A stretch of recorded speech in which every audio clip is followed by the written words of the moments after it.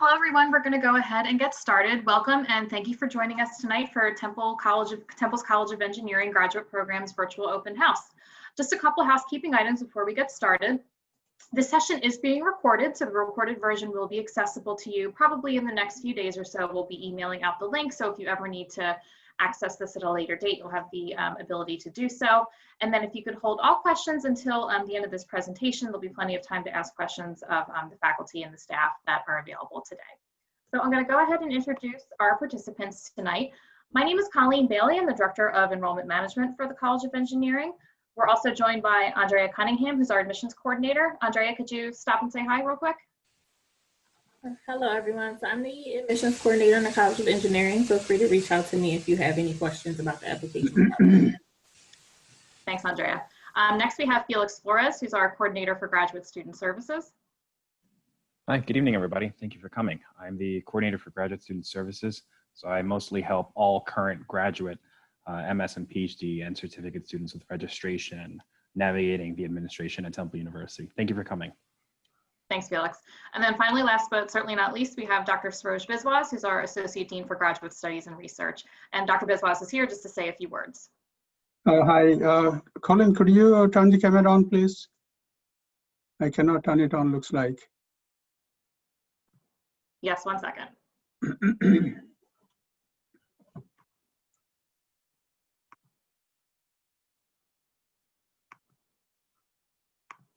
Okay, you should be able to turn your camera on now. Okay, all right. Hi, everyone. Good evening. This is not these are not the good times because of the COVID-19. I hope you are doing well. One thing that I'm missing actually is that every year we have this occasion at the one of the auditoriums in the building, in the engineering building, and talk to everyone in person and make the presentation and so on. But at this point, unfortunately, that is not an option for us, for as well as from your side. So it's the best thing we can do at this point, and hope that we meet some of you or all of you in future and sometime when you come to the building and get admission to one of the graduate programs so that we can get to know each other better. For now, let me quickly introduce you a few things. I won't take too much time, just a few words here. First of all, as a college, engineering is small within Temple, okay? But it is one of the fastest growing colleges within Temple. Enrollment has been growing very fast for the last 5 years, so I did the research.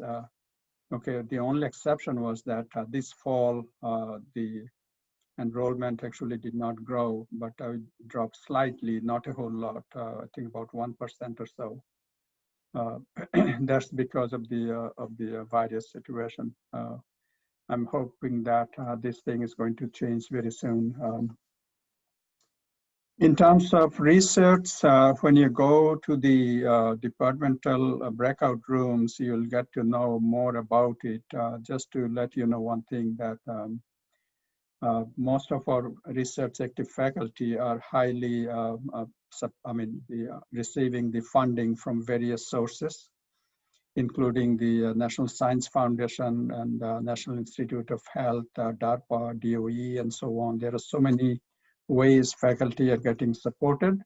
And of course, that comes to you in the end as a student when you come to the program. Okay, the faculty may support you as one of the research assistants. Okay, they also bring the latest research into the classroom, into the research and so on. So you get to know the latest technology developments in engineering. In terms of graduate programs, there are the departments. There are 5 academic departments, and 1, 2, 3, 4, 5, 6, 7 graduate programs at this time. Okay. There is also, these are of course department-specific graduate programs. There is one interdisciplinary graduate program as well, Master of Engineering, in which you can combine courses or certificates from multiple departments to complete a master's degree. In that way, you can specialize in certain area rather than certain program within a department.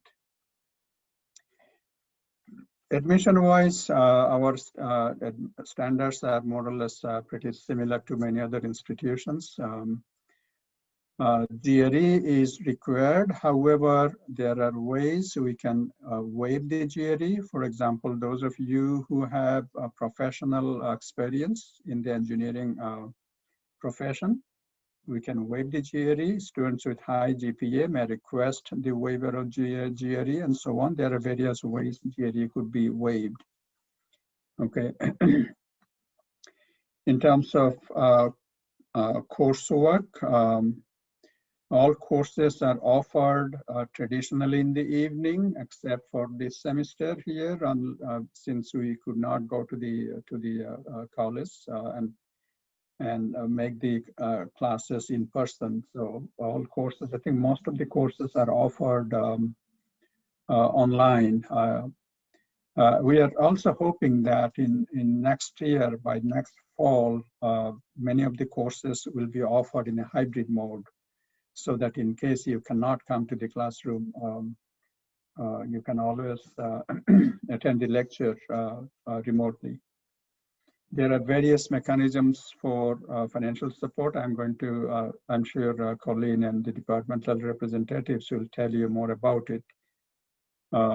These include the TA, teaching assistantship, and the research assistantship. So those are the typical ways to go.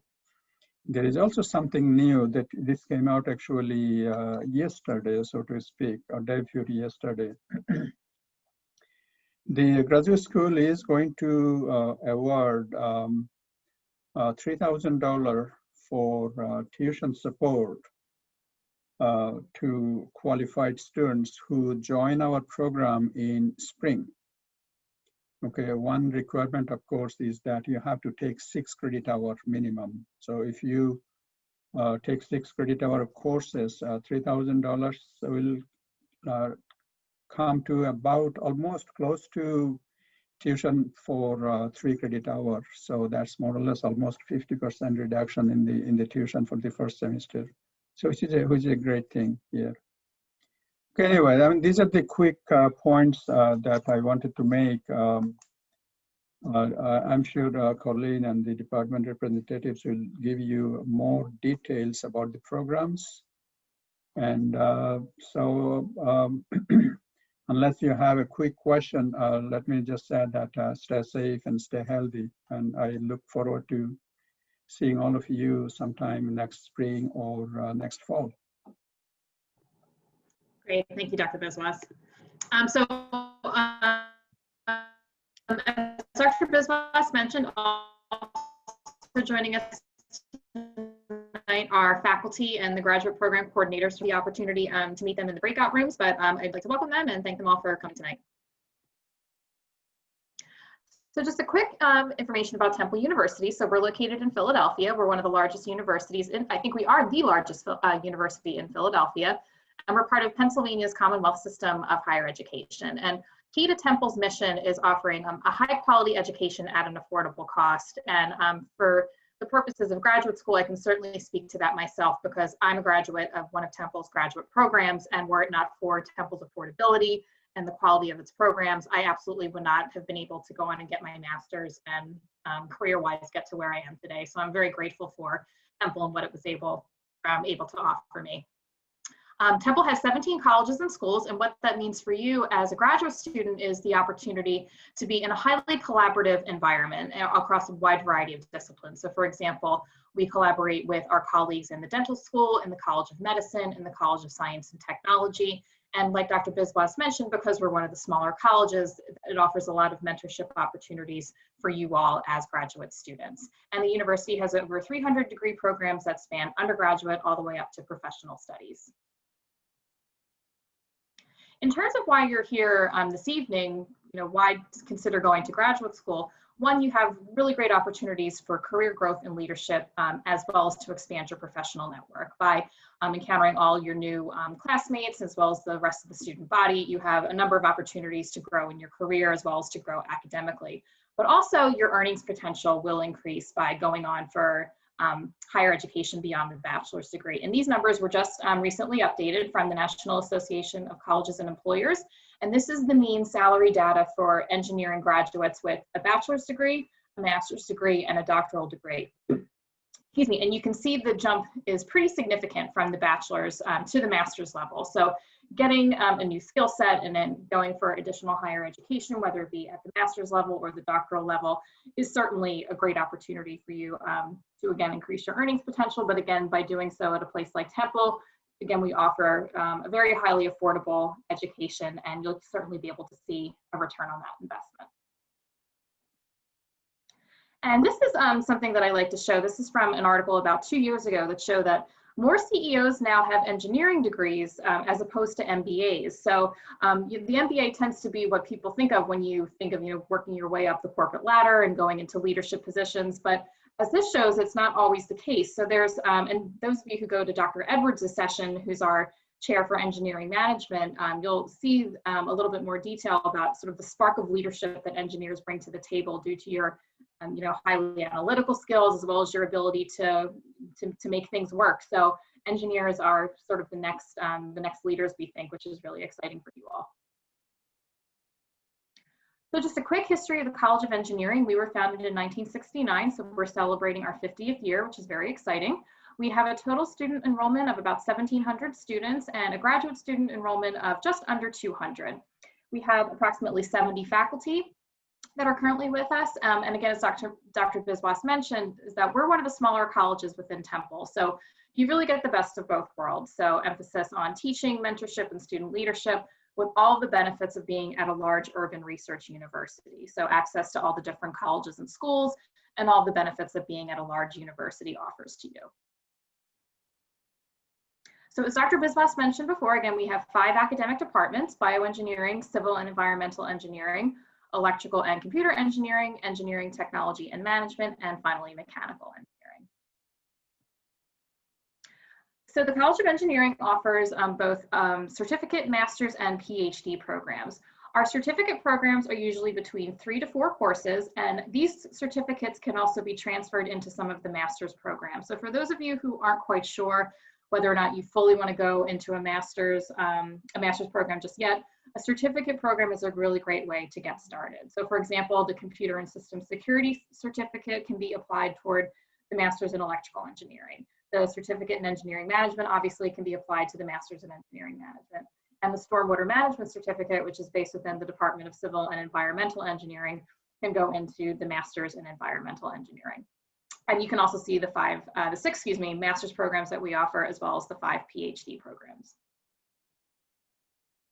So now I'm going to turn it over to Felix, who's going to talk a little bit more about how the master's programs and the PhD programs break down academically. Thank you, Colleen. So all of our master's programs require a total of 30 semester hours, with both part-time and full-time options available. All these programs are customizable, with most programs requiring about 2 to 4 required core courses, followed by elective and specialization coursework. Students in MS programs can pursue one of 3 degree options: a coursework only option, in which a student completes 30 semester hours of coursework; a project option, in which a student completes 27 semester hours of coursework and 3 credits of a faculty supervised project; or a thesis option, which requires 24 semester hours of coursework and 6 credits of an academic thesis, typically done over the course of the student's last 2 semesters in their program. One thing to mention is that the engineering management program, unlike the Master's of Science in Bioengineering, Civil, Environmental, Electrical, and Mechanical, requires a capstone option, which Dr. Edwards will discuss later during the engineering management breakout session. Next slide, please. Thank you. So more information about the options. The project option is typically completed in the last semester study. Students participate in a semester-long research project under the supervision of a departmental faculty member, and then present their findings at an open department seminar. And with a thesis option, it's completed, like I said, typically during the final 2 semesters of graduate study. Students will develop a comprehensive research proposal, collect and analyze data, and then deliver a final defense in an open college seminar and prepare a full thesis that's submitted to the graduate school. Next slide, please. Thank you. The PhD programs are ideal for students with a master's degree. However, direct entry options from a Bachelor of Science program is also available. The doctoral programs require 60 semester hours to complete the degree for students entering with a bachelor's degree, and 30 credits for students who are entering the PhD program with a prior master's degree. Students also complete 15 semester hours of PhD exams and dissertation research, while total coursework credits will vary depending on whether the student is entering with a prior bachelor's degree or a prior master's degree. The PhD program is highly individualized. Students will work with a department's graduate coordinator and faculty advisor to develop and outline a plan of study. The culmination of the degree is the dissertation proposal, research, final defense, and the development of a full doctoral dissertation. At this point, I'd like to turn it over to Andrea to discuss the application requirements and how to apply to the graduate program at the College of Engineering. Thank you. Thank you, Felix. So here you will see our application requirements for any of the graduate programs that you're interested in applying to. So this shows our link, and then all of our participants and attendees today in our virtual open house are able to receive an application fee waiver if you decide to go in and apply. So first and foremost is your transcripts, official transcripts from all colleges and universities that you've attended. For the purpose of the application review, we can accept unofficial transcripts, and for applicants accepted into the program would then submit official transcripts upon enrollment.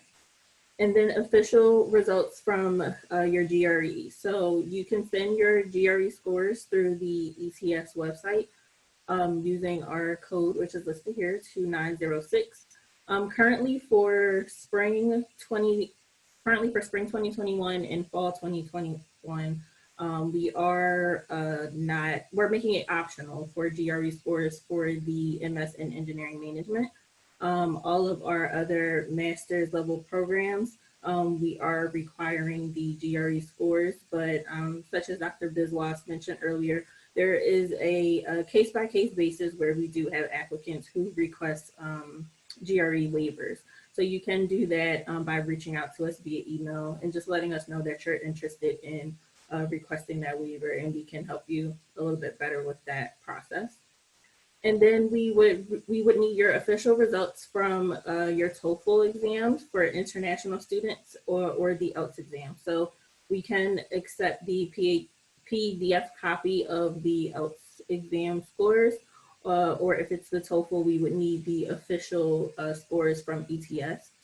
We also began accepting Duolingo scores for some of our international students who were unable to take the TOEFL or IELTS due to cancellations and scheduling because of COVID.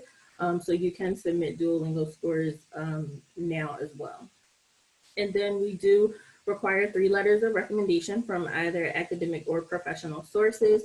Once you go in and complete the application, you'll be able to sign back into the application portal, and then that is where you can actually send your recommendation request right from the portal to your references. And then you can also submit your statement of goals and your resume or CV as well. Next slide. So this shows our application deadlines. So for applicants applying to any of our PhD programs for the fall semester, we do encourage applicants to get your applications completed by the December 15th deadline if you're interested in being considered for any university fellowships, and for the January 15th deadline if you are interested in being considered for any departmental funding. And then for spring, we recommend the August 1st deadline for PhD applicants. For MS and certificate applicants, domestic applicants, you want to apply by June 1st for the fall semester and December 1st for spring semester. International MS applicants, March 1st for the fall semester, and August 1st for spring semester. Due to COVID going on, we are being flexible, trying to be as flexible as possible with these deadlines. You know, as we can, especially for the MS certificates, the MS and certificate programs. As far as the fellowship consideration and funding consideration, we try to encourage applicants to apply as early as possible so that you can try to meet that deadline. Great, thanks, Andrea. Here you can see the university's tuition costs for the 2020-2021 academic year. So Pennsylvania residents are charged a little over $1,100 per credit hour. So, excuse me, so you're looking at approximate cost per class to be just over $3,400. For non-Pennsylvania residents, the cost is just under $1,500 per credit hour, with the approximate cost being about $4,470. Financial aid for the university is readily available for most PhD students who are full-time. All are considered for teaching and research assistantships at the department level for full-time students. And those come in the form of, again, faculty funding, or again, you can be awarded a university fellowship. And as Andrea mentioned, it's recommended to apply by December the 15th to be considered for that, and then January the 15th to be considered for regular departmental funding. And again, need-based federal aid is also available to US citizens and permanent residents. For MS students, we have a limited amount of merit-based scholarships available. And as Dr. Biswas mentioned, we also have a new graduate program scholarship available as well. There's also need-based federal aid available for our MS students, and a number of our part-time MS students can also take advantage of employer tuition assistance. So if you have any questions after the session tonight, here is our contact information. Any general inquiries can be submitted to gradengr@temple.edu, or you can see all of our personal email addresses here, myself, Andrea, and Felix as well. So at this time, if you have any questions about the admissions process, you can send those in either the Q&A section or the chat portion. If you hover your mouse along the controls, either at the top or the bottom of the screen, depending upon how your Zoom is set up, you can submit those questions. At this point, I'm going to stop the recording, and then I'll also share the breakout room information for meeting with our faculty coordinators.